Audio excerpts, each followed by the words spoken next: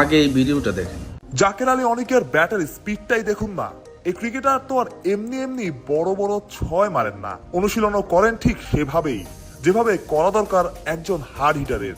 হাতুড়ি দিয়েই সিলেটে লোকাল বয় জাকের আলী অনেককে বোঝাচ্ছেন কিভাবে বাড়াতে হবে কবজির জোর। এই ওজন কোথায় ফেলবে প্রভাব সেটিও দিলেন বুঝিয়ে, মোটেও মশকরা নয়।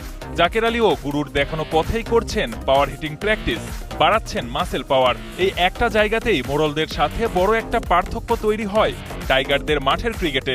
বড় স্কোর তাড়া করতে নামলেই যেন নিজেদের হারিয়ে বসে টাইগার ব্যাটাররা। এবার সেই জায়গাটারই উন্নতিতে ব্যস্ত জুলিয়ান উড।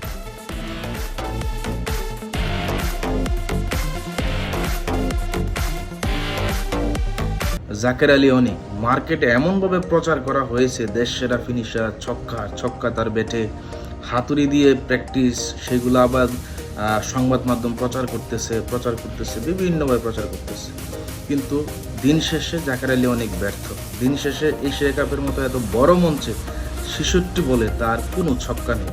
একজন অধিনায়ক হিসেবে এটা এক অন্য রেকর্ড যে এতগুলা বল খেলে যার নামের সাথে শুধু ছক্কা সে এখন পর্যন্ত কোনো ছক্কা মারতে পারেনি।